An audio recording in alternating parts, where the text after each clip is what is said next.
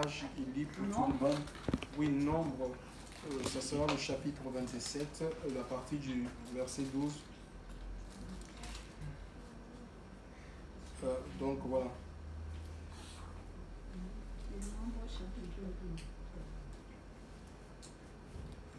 Nombre combien?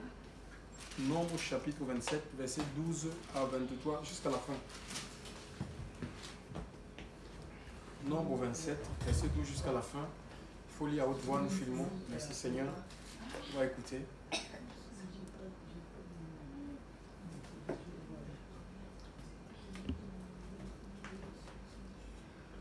On écoute la lecture, s'il vous plaît. Quelqu'un lit? Merci. Yahweh dit aussi à Moïse, monte sur cette montagne d'Abarim et regarde le pays que je donne aux enfants d'Israël. Tu le regarderas, puis tu seras toi aussi recueilli auprès de ton peuple, comme Aaron ton frère y a été recueilli. Parce que vous avez été rebelles à mon ordre dans le désert de Sin, lors de la contestation de l'assemblée, vous ne m'avez pas sanctifié au sujet des eaux devant eux. Ce sont les eaux de Mériba à Kadesh, dans le désert de Sin. Mosè parla à Yahweh en disant que Yahweh, le Dieu des esprits de toute chair, établisse sur l'assemblée un homme qui sorte devant eux et qui entre devant eux, et qui les fasse sortir et qui les fasse entrer, afin que l'assemblée de Yahweh ne soit pas comme des brebis qui n'ont pas de berger. Alors Yahweh dit à Moshe, prends Yehoshua, fils de Nun, un homme en qui est l'esprit, et tu poseras ta main sur lui. C'est bon, on peut arrêter là, oui. Donc, Nombre fait partie des 5 livres qui nous ont été donnés par Moïse. Il est question de lui là. Lui-même, c'était un instrument par quoi des millions de personnes qui étaient sous le joug de Pharaon en Égypte. Il est question du peuple hébreu. Alléluia. Vous savez que ce peuple a été esclave. 430 ans d'esclavage, de servitude.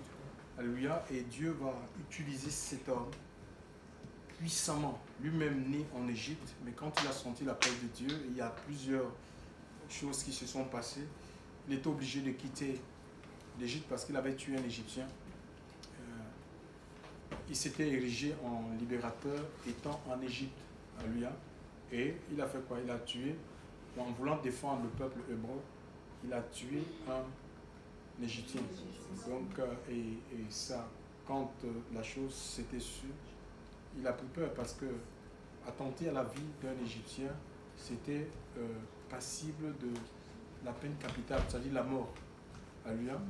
Et comme il était égyptien d'adoption, parce que il avait été recueilli par la fille de Pharaon, donc, et il va fuir, il va sortir de l'Égypte. Et parfois on est dans la même configuration, on ressent l'appel de Dieu, et on veut aller vite, on veut faire les choses dans la chair, tu vois, et ça ne marche pas, et ça ne peut que produire quoi? La mort. Alléluia. La chair produit la mort, d'accord? Ce qui est né de la chair produit la mort. On ne peut pas servir Dieu dans la chair. On ne sert pas Dieu en Égypte. Ça s'appelle le mélange, l'assimilation. C'est pourquoi, quand Moïse avait été appelé, il était question de quitter l'Égypte. Alléluia. C'est l'exode. Exodos, en grec, ça veut dire sortir. Il faut sortir de l'Égypte. Je n'ai pas dit, tu sors complètement. Tes pieds, tes mains, tout ce qui est à toi, tu dois sortir, tu dois quitter l'Égypte. Alléluia. Pour aller vers Dieu. Alléluia. Dans le royaume de Dieu. Le royaume que le Seigneur nous promet, chers frères et sœurs. C'est pas évident quand on a été sous le joug, sous le contrôle d'un maître. Nous y étions. D'accord? Peut-être il y a des sorciers qui contrôlaient nos vies. D'accord? Il y a des esprits méchants qui contrôlaient nos vies. quand la grâce de Dieu nous atteint, on est délivré, mais les esprits ne meurent pas. Hein. D'accord? Ces sorciers-là, ils ne meurent pas. Et nous étions comme leur esclave. D'accord? Il y a des gens qui sont esclaves. Hein. Même ici, on les affecte par exemple les démons de prostitution. Et ils viennent ici en Europe, ils se prostituent pour envoyer l'argent à la famille. Ils ne s'occupent même pas d'eux. Ou c'est des esclaves, tu vas travailler que pour la famille.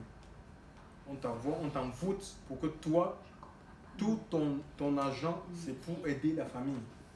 Tu n'arrives pas à te construire toi-même. C'est des choses, ce sont des réalités. Vous voyez? Et on l'a vu quand le peuple est sorti, à peine ils étaient face à la mer Rouge.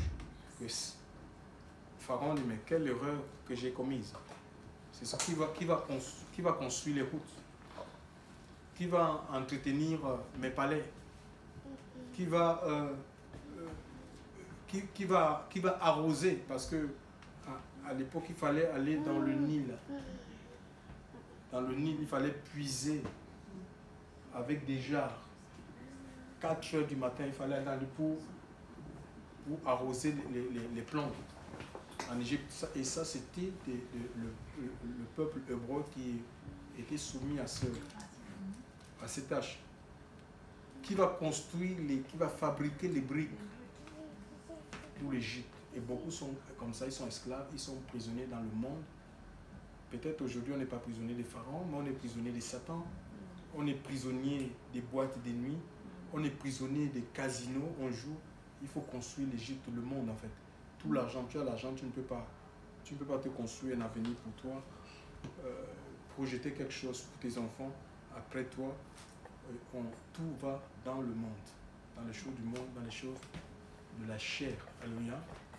Et on peut continuer à être esclave même en fréquentant une assemblée. Une assemblée ne libère pas les gens. La Bible dit si le Fils vous affranchit, vous êtes réellement libre. Celui qui affranchit, ce n'est pas le pasteur. Il n'est pas dit si le pasteur vous affranchit, si l'apôtre vous affranchit. Il y en a qui cherchent des pasteurs, ils cherchent des hommes de Dieu. Tellement ils cherchent à être à côté, plus à côté des hommes de Dieu qu'à côté du Seigneur. Alléluia. La première des choses que nous devons rechercher, c'est la relation avec le Seigneur. Alléluia. Et si Dieu veut que nous collaborions avec un homme de Dieu, c'est lui qui le fait. Alléluia. Parce qu'un homme de Dieu ne va rien t'apporter. C'est un homme. Alléluia. Même toi soumis à les mêmes pressions que tu peux sentir. Alléluia. Gloire à Dieu. Et oui, je reviens un peu sur les hommes de Dieu. Ils sont un peu comme des stars. Toutes les femmes rêvent. Parfois, Dieu peut les montrer un frère qui épouse ce frère. Je vais revenir sur ça. Non, ils veulent des pasteurs. Mais ils oublient qu'il y a des pasteurs qui frappent leurs femmes. Ils sont charnels. Chers frères et sœurs dans le Seigneur, ben, vous n'avez qu'à voir les scandales sur YouTube. Hein. Je ne vous apprends rien. Ils divorcent, ils se remarient, divorcent. Tu vois? Il y a des pasteurs qui mènent une vie charnelle, complètement charnelle. Ils parce sont que mariés, ils ont copine. ils ont des maîtresses. D'accord? C'est des hommes. Hein? C'est des hommes. On dit oui, c'est lui là, non. Non, c'est des pasteurs, parce qu'ils sont saints. Il y a une sœur un jour qui est venue à la maison. Elle dit à mon épouse, je veux un homme comme ton mari là. Elle dit, je veux un homme comme ton mari là. Ça nous fait souvent rigoler. J'ai dit, mais celle-ci, est-ce qu'elle me connaît même? On nous laisse seulement, peut-être même un jour, elle va fuir. Est-ce qu'elle va supporter mon caractère? Oui, mais... Hein? Oui, mais... tu ne vois pourquoi ma femme ne fuit pas? Parce qu'elle travaille pour me contenir. Tu vois? Monsieur, Dieu l'a travaillé pour me contenir. Mon ami, oui, Dieu l'a travaillé pour me contenir. Moi, je peux parler à une personne comme ça, tu fonds en larmes. Je te dis la vérité. Tu fonds en larmes comme ça, je t'assure. Je n'ai pas besoin de peut-être prendre le... Non. Seulement parler comme ça. Tu fonds en larmes, je te dis la vérité. Donc Dieu l'a travaillé, Dieu l'a préparé à lui. Amen. Et c'est Dieu qui assemble les gens. Il faut Amen. accepter la volonté de Dieu. On ne peut pas se mettre à convoiter. Non, je veux un homme comme l'autre. Je veux... C'est celui-là. Dieu te montre un noir, toi tu veux un blanc. Parce que tu sais que le blanc, il sera comme... Parce que les blancs, ils ne sont pas comme... Ils sont pas comme nous. Vous voyez, ils sont tellement attentionnés. Les amis, ils sont... Oui, il va accompagner les enfants à l'école. Il va faire le ménage, il va me faire la cuisine. Donc, c'est difficile de trouver ça chez un Africain. Un noir, vous voyez. C'est grave. Et on l'a comme ça, après les années passent. On peut s'opposer à la volonté de Dieu. On peut s'opposer à la direction du Seigneur. Alléluia. Donc il faut vraiment qu'on sorte des idées reçues. Alléluia. Et peut-être parler comme Marie. Je suis la servante du Seigneur. Que la volonté soit faite. Que la volonté de Dieu soit faite. Je suis le serviteur de Dieu. Que sa volonté soit faite. Rien n'est beau de savoir qu'on est dans la volonté, dans le plan de Dieu. Je vous assure. Wow. Donc je reviens sur Moïse. C'est quelqu'un qui a été puissamment utilisé par Dieu. On a vu des miracles terribles. Il a changé l'eau en sang. Et tout le monde a vu. Ce n'étaient pas des choses qui étaient faites dans le secret. On a vu des grenouilles sortir du Nil et rentrer dans les maisons des Égyptiens au point où Pharaon il plaidait, il disait non, prie ton Dieu. On a vu la poussière changer en poux, la grêle tomber du ciel, les sauterelles décimer les récoltes, chers frères et sœurs. Ils ont vu. Il y a eu des cris en Égypte de la mort de tous les premiers, mais c'était au commandement de Dieu. Alléluia. Il écoutait, c'est Dieu qui dictait ces choses. Donc il faut qu'on quitte un peu. Oh oui, je suis prophète, prophétise. Prophétise ta bonne santé, prophétise ta richesse. Dieu ne t'a rien dit. Prophétise ta richesse, prophétise ton élévation, prophétise, parole prophétique. Élie après on prend des versets à tort et à travers. Élie a prophétisé pendant 3 ans et demi pour qu'il ne pleuve plus. Mais il a reçu, ce que vous oubliez, il a reçu l'ordre d'aller voir Akab. Ainsi parle l'Éternel. Pendant 3 ans et demi, il n'y aura plus de pluie. Sinon, en ma parole, c'est Dieu. C'est ça, un prophète, c'est la bouche de Dieu. Alléluia. Et la seule crainte, pourquoi ces gens-là, ils ont accompli des exploits? Mais tout simplement parce qu'ils étaient soumis à Dieu. La seule crainte qu'ils avaient, c'était de faire quelque chose qui serait contraire à ce que Dieu leur aurait commandé. D'accord? Parce que la sentence, c'était la mort. Hein. Nous avons un bel exemple ce soir. Moïse. Donc ici, Dieu se révèle à lui et demande à cet homme d'aller dans le mont Abarim, qui sera recueilli, il va mourir, qu'il le tue. Et à partir de ce mont, donc il y avait une vue panoramique, il pouvait voir complètement le pays qui avait été promis. Parce que ce Moïse-là lui-même, c'est lui qui a envoyé des espions. C'est lui qui a envoyé des espions explorer, n'est-ce pas? Explorer le territoire de Canaan, parce que ce territoire leur était inconnu, c'était un territoire occupé. Il y avait 7 nations qui occupaient ce territoire, les Hittiens, les Hiviens, les Jébusiens, les Girgasiens, les Phérésiens, les Cananéens. Donc il a envoyé des gens explorer. Quand on explore quelque chose, explorer un pays ou une région, c'est parcourir cette région. C'est une région qui est mal connue en fait. On va parcourir cette région sur le plan géographique et pour étudier ça avec soin, étudier parce qu'il fallait, c'est pas des luttes et des combats qui sont rentrés. Imaginez un peu les gens, ils sont nés parce que ce territoire appartenait à des personnes, oui. Tu ne vas pas venir un matin dire ainsi parle l'Éternel, prenez, pliez vos bagages et partez parce que Dieu nous a dit que c'est ici. C'est ici qu'on doit occuper, non. Et ces gens-là vont vous écouter, non. Nous voyons déjà, même en Égypte, quand Moïse s'est rendu devant le roi en disant, ainsi par l'Éternel, laisse aller mon pays, il dit, mais qui est ce Dieu? Parce qu'il ne le connaissait pas. Qui est ce Dieu pour que je laisse partir mes esclaves? Il ne connaissait pas ce Dieu. Il n'adorait pas le Dieu vivant. Il avait plus de 700 divinités. Il adorait le Dieu soleil. Il connaissait le Dieu soleil, il ne connaissait pas le Dieu d'Israël. Il dit, mais qui est ce Dieu? Je n'ai jamais vu sa puissance, son autorité.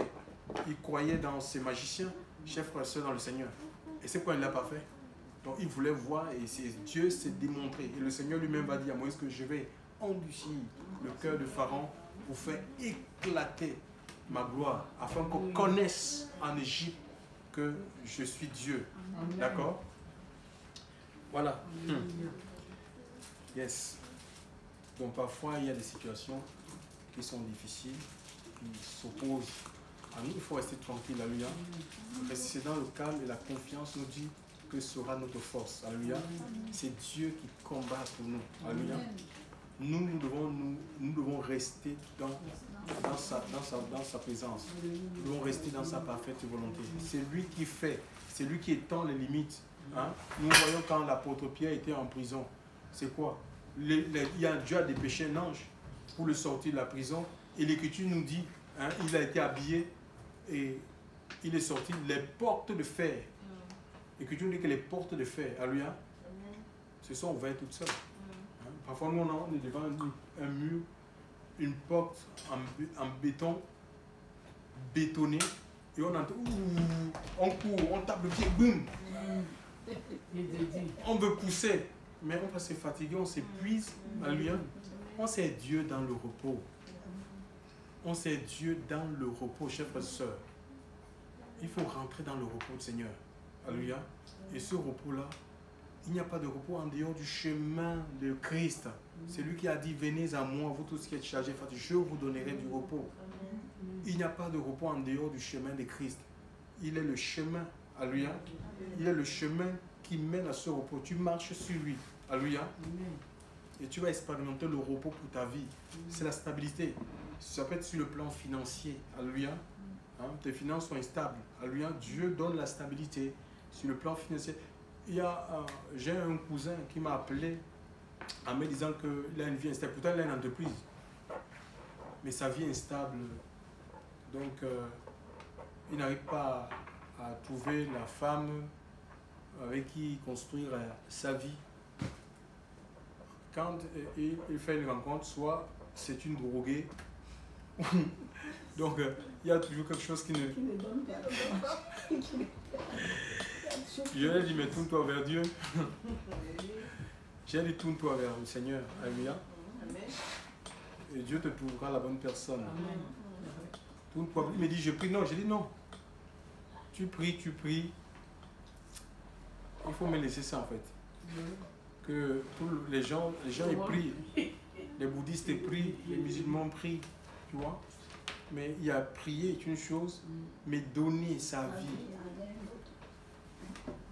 en est une autre. Il faut obéir à Dieu. Il faut que tu donnes ton cœur à Jésus. Je sais, peut-être ce soir, Dieu parle à quelqu'un. Donne ton cœur à Jésus, tu ne regretteras pas.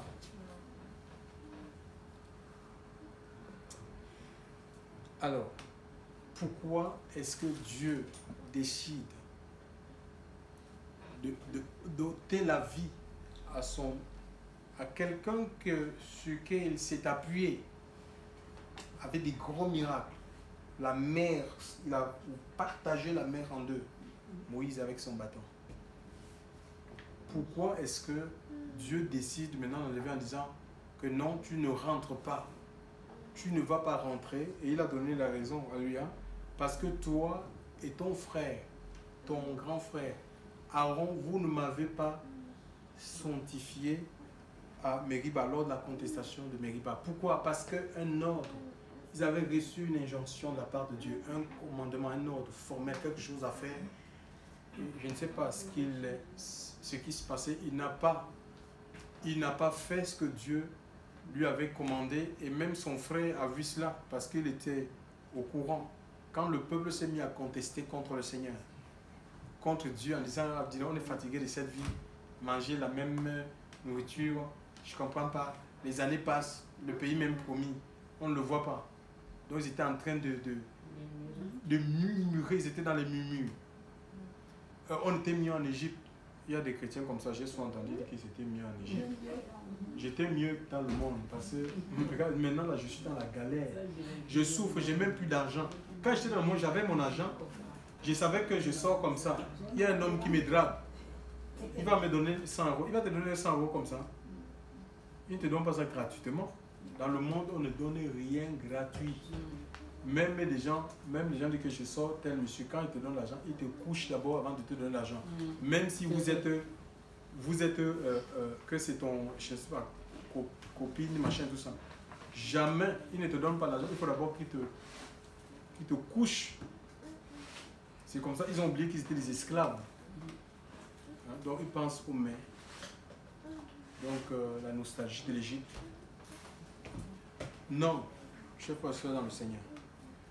Donc, et Moïse est allé chercher la face de Dieu. Donc nous sommes dans le livre de Nombre, chapitre 20, hein, pour essayer de comprendre. Nombre 20, on va essayer de comprendre ce qui s'est passé. Pourquoi est-ce que Dieu dit qu'il ôte la vie à cet homme? Il y a quelque chose qui s'est passé. Nombre 20, on peut lire Nombre 20, versets 7 à 11.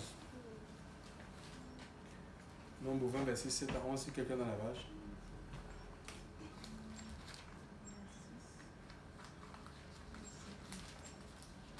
Nombre 20, 7 à 11. Oui. Yahweh parla à Mosée en disant, prends la verge et convoque l'assemblée, toi et Aaron, ton frère. Vous parlerez en leur présence au rocher, et il donnera son eau. Ainsi tu leur feras sortir de l'eau du rocher, et tu donneras à boire à l'assemblée et à leur bétail. Mosée prit la verge qui était devant Yahweh, comme il lui avait ordonné. Mosée et Aaron convoquèrent l'assemblée devant le rocher, et il leur dit, écoutez donc, rebelles, est-ce de ce rocher que nous vous ferons sortir de l'eau?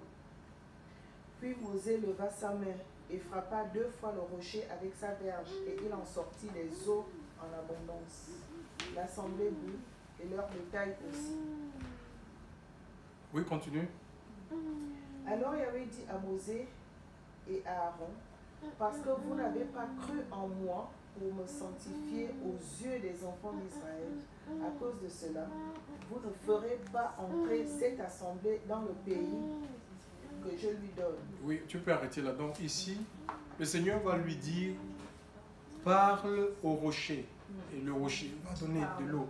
Parce que c'était suite à la contestation, et ils ont eu ce qu'on appelle un bon réflexe. Ils ne sont pas rentrés à l'affront avec le peuple. Le peuple était vraiment, c'était les cris. Vous voyez, quand les gens ils contestent, mais ils peuvent vous lapider. Hein. Donc ils sont allés dans le tabernacle, ils sont allés crier Dieu et ils reçoivent un ordre de la part du Seigneur d'aller de convoquer les anciens et de parler tout simplement au rocher. Alors au lieu de parler au rocher, il a frappé 2 fois celui qui était proche de lui, la personne de Aaron. On lui dit, mais attends, c'est pas ce que Dieu a commandé. C'est parce que, non, il n'a pas arrêté en fait. Et c'est ce qui se passe en fait. Je vous assure, il y a beaucoup de pasteurs qui égarent le peuple parce que, ceux qui sont autour, ou même le peuple, personne n'ose rien dire. Les gens, ils ont peur, ou ils sont complices. Chers frères et sœurs, ils ont peur d'être mal vus. Parce qu'on n'a pas le droit de contester. Non, c'est faux. Tout le monde est faillible. Alléluia. Amen. Mais oui. Mais c'est pourquoi les mauvaises doctrines ont gagné la chrétienté. Parce que personne ne dit rien en fait. Personne ne dit rien. Tu vois, son frère, qui était un proche collaborateur, au lieu d'arrêter, dit non. Tu as frappé une fois, attends, arrête. Ce n'est pas ce que nous avons reçu de la part de Dieu quand nous sommes allés chercher sa face. Il a laissé faire, mais ça a coûté sa vie. C'était lui qui était le premier à mourir. Hein.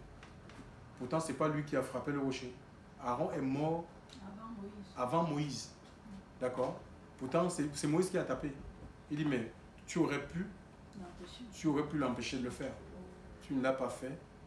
Et c'est comme ça, en fait. Donc, et il est mort. Donc, nous avons aussi dans par exemple dans l'Exode 17, Exode 17, on peut lire verset 1 à 7.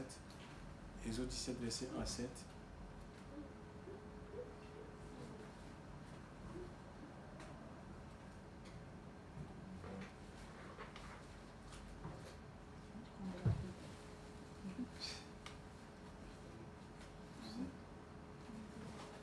Exode 17, verset 1 à 7.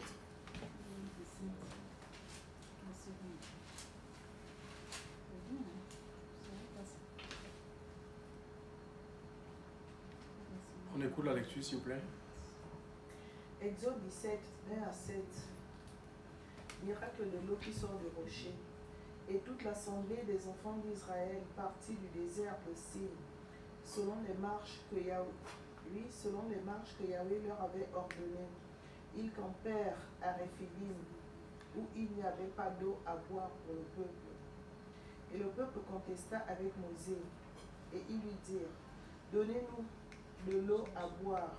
Et Mosée leur dit, pourquoi contestez-vous avec moi? Pourquoi tentez-vous Yahweh? Le peuple eut donc soif dans ce lieu, faute d'eau. Et le peuple murmura contre Mosée. Il disait, pourquoi nous as-tu fait monter hors d'Égypte pour nous faire mourir de soif, nous, nos enfants et nos troupeaux? Et Mosée cria à Yahweh en disant, que ferai-je à ce peuple? Encore un peu et ils me lapideront. Et Yahweh répondit à Mosée, passe devant le peuple et prends avec toi des anciens d'Israël. Prends aussi dans ta main la verge avec laquelle tu as frappé le fleuve et viens. Voici, je vais me tenir là devant toi sur le rocher de Reb. Et tu frapperas le rocher et il en sortira des eaux et le peuple en boira. Mosée donc fit ainsi aux yeux des anciens d'Israël. Et il appela ce lieu du nom de Massa et Mériba, à cause de la querelle des enfants d'Israël et parce qu'ils avaient tenté Yahweh en disant, Yahweh est-il au milieu de nous ou non? Voilà, donc ici, donc on a la même situation. On a une situation similaire bien avant Mériba. Là, on est à Réphidim. Dieu va lui donner un ordre. Donc, la même situation. Le peuple est en train de contester. Ils boudent. Et Dieu va donner cet ordre à Moïse de parler. Et on voit qu'il prend le bâton que tu as utilisé pour séparer la mer en deux, frappe le rocher, il a obéi, et le rocher, du rocher a jailli de l'eau, le peuple s'est abreuvé. Donc plus loin, ils sont à Massa. Le Seigneur va lui dire, maintenant, il n'est pas question de frapper le rocher, parle au rocher, tout simplement. Le rocher va dire, est de ce rocher. Donc la colère, il était dans la colère, il a cédé à la colère, il a frappé, il a utilisé la force, alléluia. La chair, c'est ce qui se passe. Nous devons faire attention parce que la Bible nous dit dans le livre de Jacques, chapitre 1, au verset 19, que tout homme doit être lent à parler, prompt à écouter, lent à se mettre en colère. Pourquoi? Parce que la colère de l'homme n'accomplit pas la volonté de Dieu. Vous voyez ça, nous avons un bel exemple. C'est-à-dire la colère peut t'amener à ne pas faire ce que Dieu te demande de faire.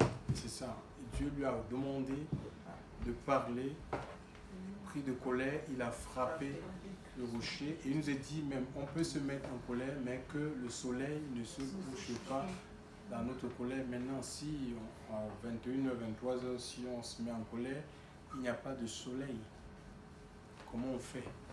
Ça veut dire que tu ne dois pas demeurer dans cet état-là. Il faut que tu sortes de là parce que si la colère se nourrit, encore ça peut t'amener à faire des dégâts. Alléluia. Ne jamais prendre des décisions sous le coup de la colère, la pression. Vous allez commettre des erreurs. Alléluia. Des erreurs au point où vous pouvez regretter. Donc, et ici, Dieu va décider de prendre,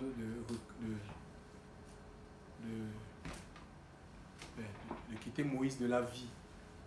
Et on ne voit pas Moïse voyez, Moïse était en charge d'un peuple. Il devait conduire ce peuple dans le pays promis. Et Dieu va demander à Moïse de monter. Il dit, ça ne sera pas toi. Il va monter sur le mont, la montagne. D'accord? Et de là, il va voir, alléluia, il va voir de loin ce pays. Pourquoi Dieu lui montre ce pays de loin? Pour lui dire que la promesse était vraie, que c'était une réalité, la promesse. Donc ce n'était pas un mensonge. Alléluia.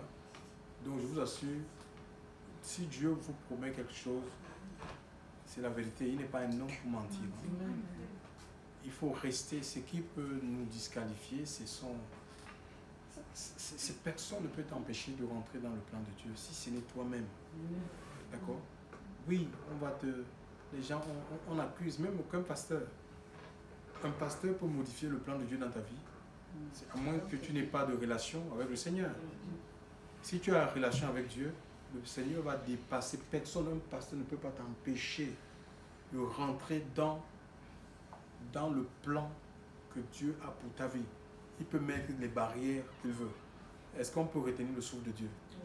Le Seigneur va le dépasser. Alléluia. C'est comme ça en fait. Personne. En tout cas, quand on a des hommes qui agissent de la sorte, c'est leur cœur qui se dévoile. Le cœur n'est pas transformé. Parce qu'il y a beaucoup de jalousie en fait. D'accord? Mais on peut pas, personne ne peut modifier le plan de Dieu. Si ce n'est toi-même, seulement si tu joues avec ta relation. C'est ce qui peut retarder, c'est ce qui peut bloquer l'action du Saint-Esprit dans notre vie. Il va voir le pays à distance, alors, et il va faire une prière, il va faire une demande à Dieu. Il va dire, Seigneur,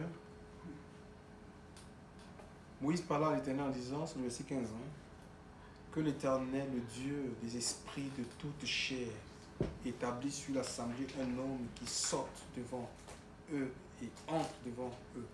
Moïse n'avait pas...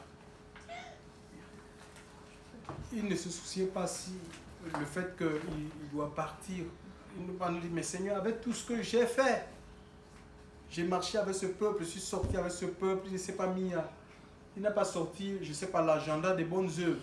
Voilà ce que j'ai fait. Je les ai sortis de l'Égypte, j'ai risqué ma vie devant le pharaon, machin. Et tu sais même comment, quand tu voulais même tuer ce peuple, comment j'ai pris sa défense dans l'intercession. Non, on ne voit pas ça. Ou encore en train de dire, eh ben, quand même, j'ai trop travaillé, il n'est pas sous la revendication. On dit, mais quand même, j'ai des enfants, Seigneur. C'est mon fils. Il avait des enfants. D'accord?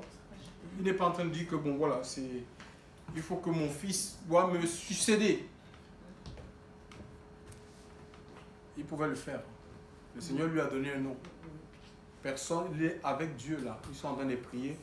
Dieu lui dit, voilà, il a prié là, le souci là, le fardeau du peuple. Il dit, mais ce peuple a besoin d'être conduit, ce peuple a besoin d'être dirigé. Alléluia. Pour rentrer dans sa promesse, pour rentrer dans le pays promis. Alors le Seigneur lui donne un nom. Il dit voilà, Josué, l'homme en qui réside l'esprit. Donc il y avait déjà l'esprit de Dieu dans la vie de Josué, d'accord? Josué était habité, donc il était préparé dans l'ombre. Peut-être ce n'était pas connu, ce n'était pas vu au-dessus de tout le monde. Parce que Josué, c'était comme un petit garçon de course. Hein. Parce qu'il y avait des gens comme Hur, Aaron qui étaient les plus proches collaborateurs dont on pouvait penser, si on réfléchissait dans la chair, que si Moïse n'est plus là, ce sera Aaron ou ça sera Hur, pourquoi pas Marie? Mais bon, Marie est morte bien avant Aaron. D'accord? Donc, il avait les plus proches collaborateurs, donc on ne pouvait pas miser sur Josué. Et le Seigneur dit, donc c'est ça, le choix de Dieu sont contradictoires et arbitraires. D'accord? On peut dire, mais pourquoi quand même pas lui? Non, Dieu ne nous choisit pas. Le royaume, en ce qui concerne l'Église, Dieu ne l'établit pas parce que tu as des qualifications. parce que tu as des diplômes, non. Il a choisi les choses fortes, les choses faibles, nous dit l'Écriture.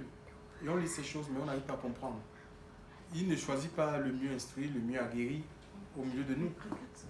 Alléluia. Sinon, la gloire ne sera plus attribuée à Dieu. Mais alors, si Dieu ne choisit pas comme le monde choisit ses gens. Alléluia. Non. Alléluia. Il choisit qui il veut, comme il veut, avec tes faiblesses, avec tes failles. Parce que l'Esprit de Dieu n'a pas de faiblesse, l'Esprit de Dieu n'a pas de failles. D'accord? Et il va mettre son esprit en toi. Et on sait Dieu dans un esprit en vérité. On sait Dieu avec l'onction. Il va déposer l'onction de Dieu. L'onction, c'est le doigt de Dieu en fait. C'est un toucher de Dieu dans ta vie qui te rend capable non seulement d'obéir à Dieu, mais de servir. C'est un doigt, c'est ce que je suis naturel. C'est qui te permet de te maintenir dans la sainteté. C'est qui te permet d'accomplir ce pourquoi Dieu veut pour ta vie. Et tu ne forces rien.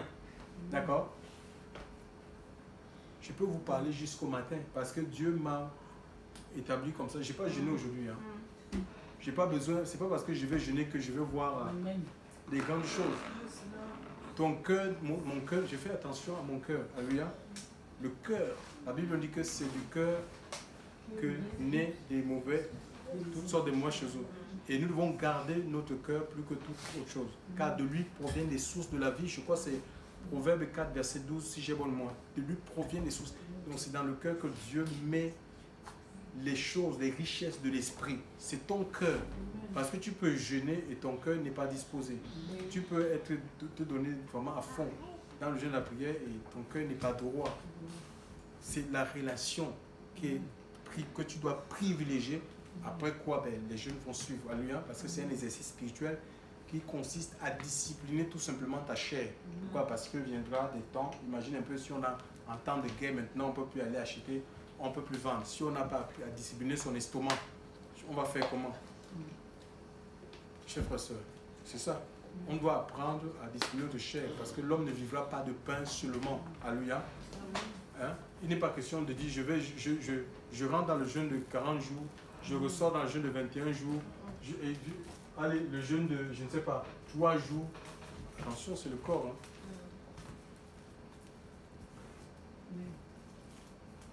Ce sont des exercices, alléluia. Donc, oui, parce qu'on doit apprendre que nous, êtres humains, on ne mange pas, on ne vivra pas que de pain, mais de toute parole qui sort de la bouche de Dieu. C'est pourquoi le jeûne, alléluia, jeûne de Jésus, jeûne d'Esther, jeûne de Jésus, jeûne d'Esther, jeûne de Daniel. On peut jeûner, mais c'est aussi c'est bien quand l'Esprit de Dieu te porte, te pousse. Jeûner, alléluia. Il y a des gens qui veulent faire par leur propre chair les jeûnes de 40 jours. Attention. Il faut laisser l'Esprit de Dieu te porter. Alléluia. Si tu peux le faire, gloire à Dieu. C'est encore mieux quand tu reçois un nom de la part du Seigneur. Voilà, vas-y. Gloire à Dieu. Donc, je suis un peu perdu là. Aidez-moi s'il vous plaît. Non, mais avant le jeûne, je parlais de quoi?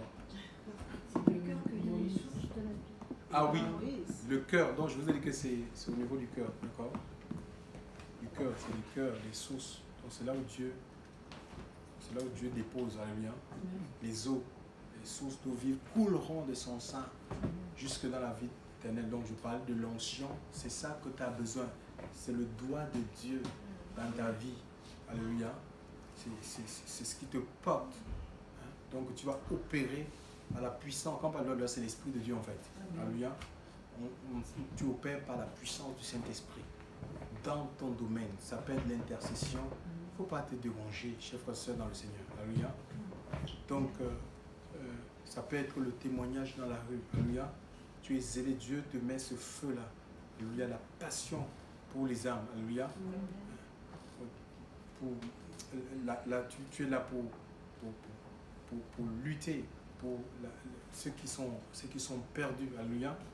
Oui, dans l'évangélisation, c'est Dieu qui C'est Dieu qui nous outille en fait. Hein. Donc on doit se laisser outiller. Si tu es outillé par le Seigneur, je t'assure, tu seras mieux que quelqu'un qui va faire des facultés de théologie. Parce que lui va réciter la lettre, mais toi tu seras dans l'esprit, voilà, pour toucher les cibles. Alléluia. Donc voilà, gloire au Seigneur. Donc Moïse ne sait pas, il avait le fardeau du peuple, il ne s'est pas soucié de savoir ce qui va l'arriver. Il savait que Dieu, de toute façon, devait le recueillir. Alléluia. Et il va prier, et le Seigneur il va dire Josué. Josué, c'est un choix qui lui a été imposé. C'est pas lui qui a décidé de choisir Josué, un peu comme aujourd'hui les pasteurs. Dieu lui donne une vision, une œuvre. Il commence à travailler pour sa succession, ses enfants, comme Joseph. Allez, il va travailler. Après moi, c'est mon fils, je vais lui imposer les mains. Ah bon? Oui, si c'est conduit par le Seigneur, oui, mais si c'est dans la chair, parce qu'on croit que la vision ou l'œuvre que Dieu nous a donnée, c'est une monarchie. De père en fils, on se trompe. Donc si on rentre dans la tombe, cette œuvre va finir. On n'a pas besoin de travail pour les successions. On n'a pas vu dans l'église naissante comment les apôtres travaillaient pour leur succession. Que ce soit l'apôtre Pierre, l'apôtre Jacques, personne. Hein? On ne voit pas les gens là où leurs femmes leur remplaçaient. Pourtant, ils étaient mariés, chers frères et sœurs. Hein? Allez, après, ça sera sa femme qui doit continuer l'œuvre. Quelle œuvre? Ça, c'est l'œuvre de Dieu. Et Dieu choisit ces personnes. Chaque génération va vivre son réveil. Dieu choisira qu'il veut. Et tout dépendra de notre niveau d'intimité, tout simplement avec le Seigneur. Mais c'est un ministère, c'est un sacerdoce. Le sacerdoce que nous exerçons n'est pas transmissible. Ce n'est pas comme le sacerdoce d'Aaron dans la chair et tout ça. Non, c'est un sacerdoce qui n'est pas transmissible. Je ne peux pas transmettre mon ministère à mon fils. C'est impossible. Alléluia. C'est impossible. Et puis même, quand on regarde bien dans les familles des chrétiens ou des visionnaires, les enfants, ils sont rebelles. Ils ne veulent pas de Dieu. Et les parents, ils le savent. Hein? Où tu vas prendre ta fille qui ne pense qu'au monde, à coucher avec les hommes, à vivre dans, je ne sais pas, à faire les fêtes. Tu vas dire oui, elle doit s'occuper de la jeunesse. On lui donne la jeunesse, le département de la jeunesse. Alors que c'est une bonne païenne. Tout simplement parce qu'elle réside, elle est dans une famille chrétienne où elle suit ces choses, mais c'est intellectuel. C'est intellectuel parce que papa prêche. Hein? Elle vit sa vie, on lui dit la jeunesse, elle va commencer à faire des émotions. Oui, Dieu est là, Dieu est là, Dieu est là, notre Dieu est puissant, notre Dieu est puissant. Dans la chair, il n'y aura pas de ça ici, je vous dis la vérité. Amen. Je vous assure, ça c'est non, non, non, non. Jamais de la vie. Vous savez que vos enfants peuvent vous sortir de la vision de Dieu. Si vous amusez un peu comme ça, ce n'est pas un héritage ici. Hein. Non. Ça, jamais. On veut faire à tout prix. Il faut que mon enfant soit mon pasteur, mon successeur. Pourquoi tu veux lier le destin de ton fils au tien? Est-ce que c'est la volonté de Dieu pour... Dieu a dit qu'il doit être prédicateur. Peut-être que le Seigneur veut l'utiliser, qu'il doit être gardien des prisons pour pouvoir parler des prisonniers de Jésus. Toi, tu veux à tout prix, ou qu'il soit conducteur de tram, pour pouvoir partager l'évangile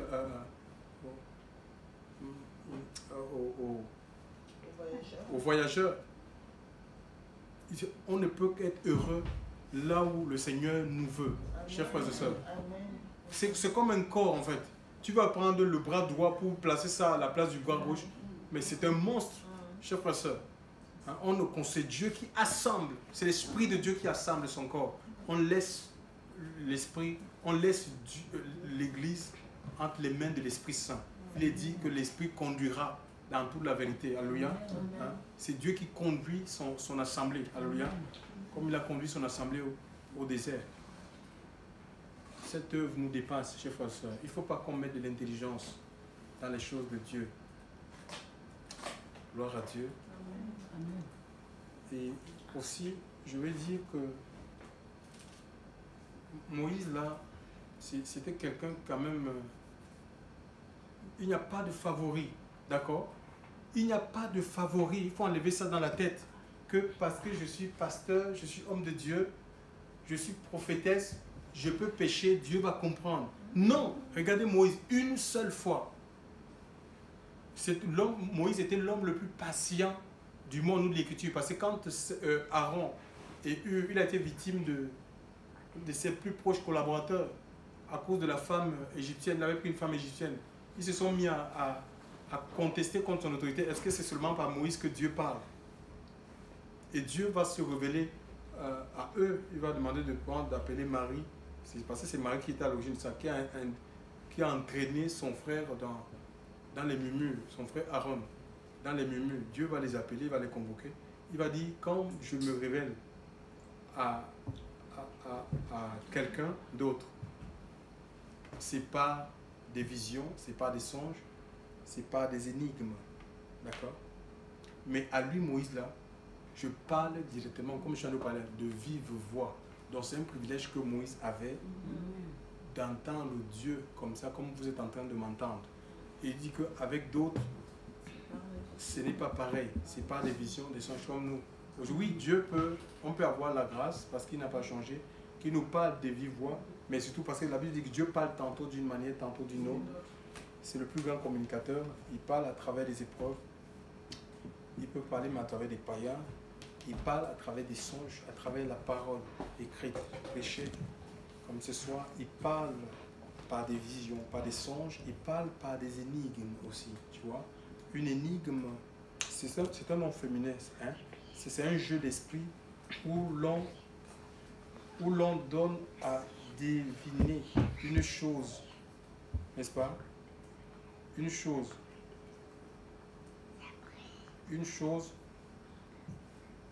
qui peut être écrite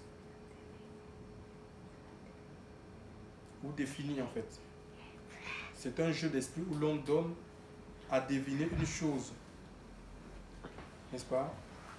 Écrite ou définie en termes obscurs, c'est-à-dire codé. C'est un langage qui est codé, d'accord? Et il nous a donné de décoder ce langage. C'est comme des devinettes. Par exemple, quand on dit,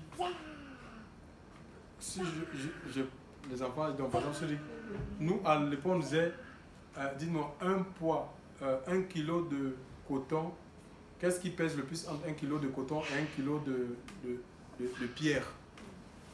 Hein, Joseph? 1 kilo de coton, si on te donne 1 kilo de coton ici, tu prends le coton, non? Et 1 kilo de pierre, qu'est-ce qui pèse le plus? Le pierre. Oh, il a dit qu'un kilo de pierre. Non! Non, c'est 1 kilo. 1 kilo, c'est 1 kilo. Comment? 1 kilo de coton. 1 kilo, c'est 1 kilo. Oui, mais 1 kilo, c'est 1 kilo. Si tu as 1 kilo de coton et 1 kilo de pierre, ça fait 1 kilo, c'est la même chose, c'est le même poids. Ah, ouais, Il y a plus de coton. Non, non. Oui, il y aura plus de coton et moins de pierre. Ça va faire 1 kilo. Donc tu vois, c'est un peu un langage comme ça. C'est un langage codé et qui est difficile à comprendre. C'est un mystère en fait. Donc, et parfois Dieu utilise ce langage-là pour nous parler, pas forcément obligé de me parler divin. Parce que parfois il y a des gens, quand ils ont des énigmes, ils disent mais est-ce que j'ai vraiment...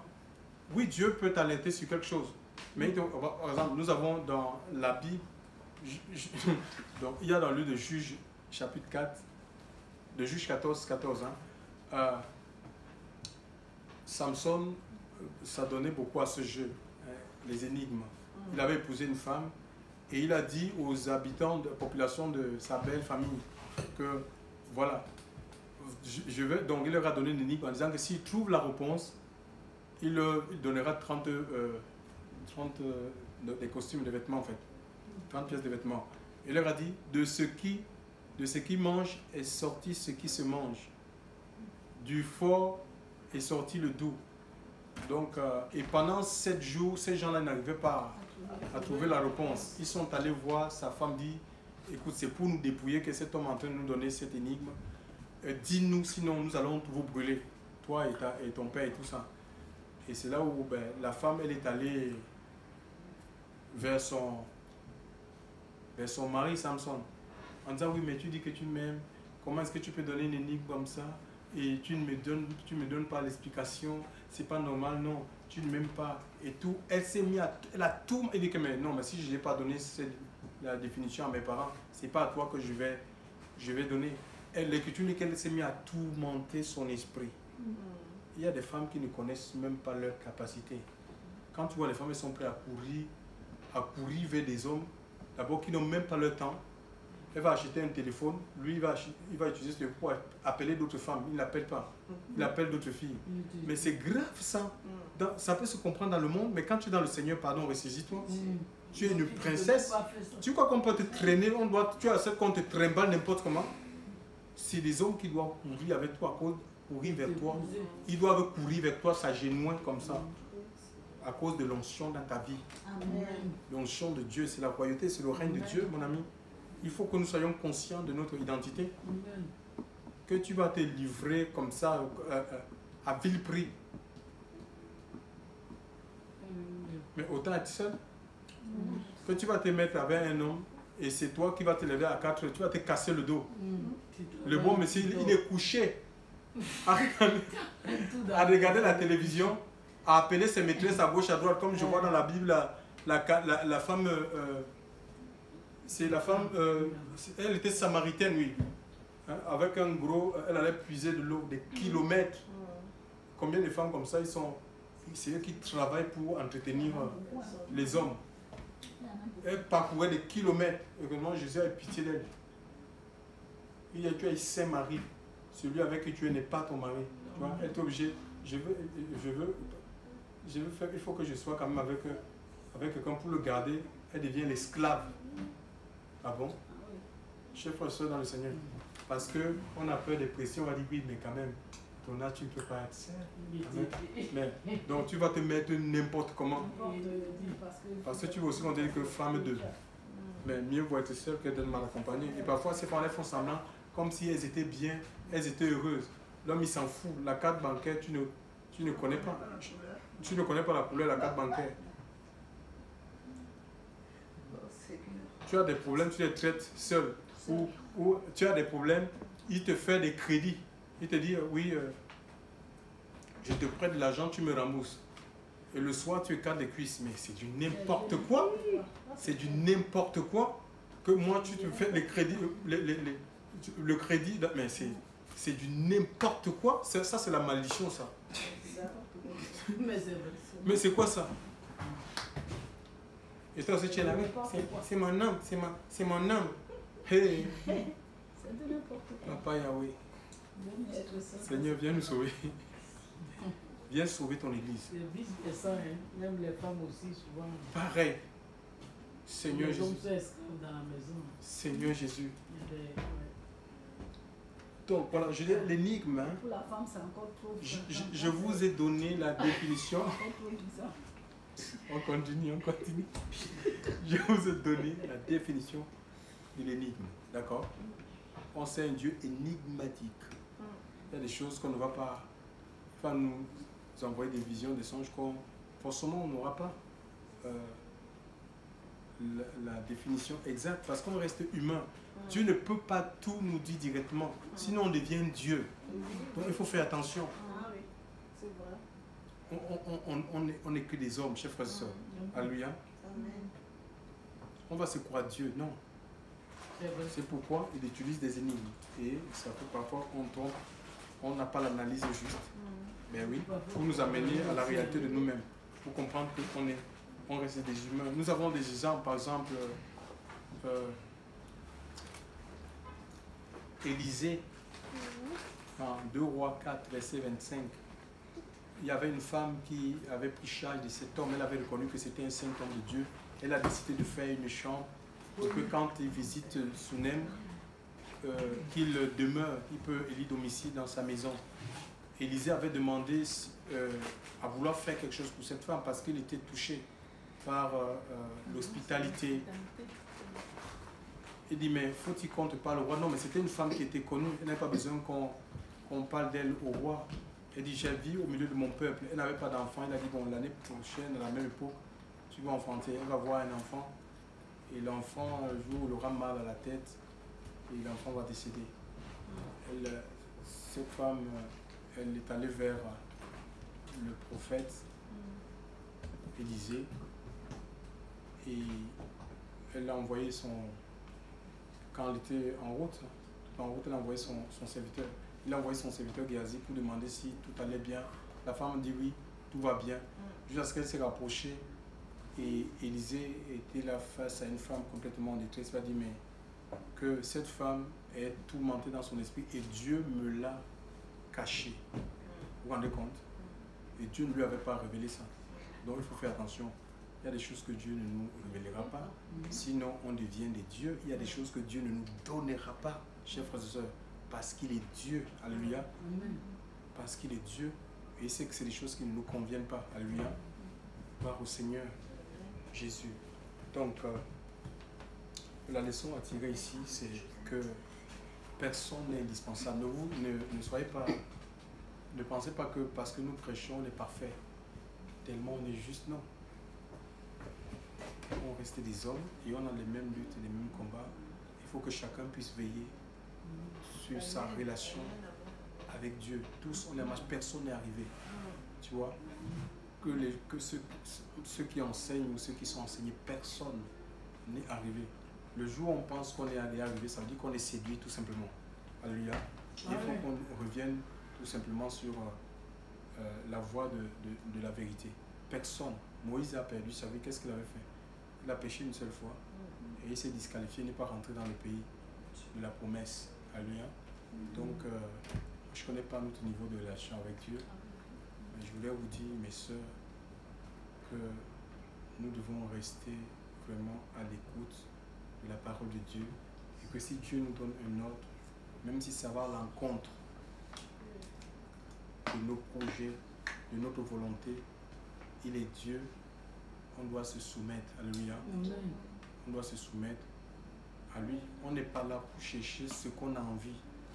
C'est ce que Dieu veut pour notre vie. Alléluia. C'est pas j'ai envie de ceci. Je veux ceci. Je veux. Non. C'est ce que Dieu veut. Et ce que Dieu veut est meilleur pour nos vies. À lui soit la gloire. Nous allons prier le Seigneur ce soir, vraiment qu'il nous visite. Il y a la présence de Dieu là, hein, je vous assure. Que Dieu nous visite, qu'il nous touche. Alléluia. Qu'il nous donne des cœurs brisés. Des cœurs qui ne revendiquent rien, qui ne s'opposent pas à sa volonté. Gloire au Seigneur. Nous prions Dieu.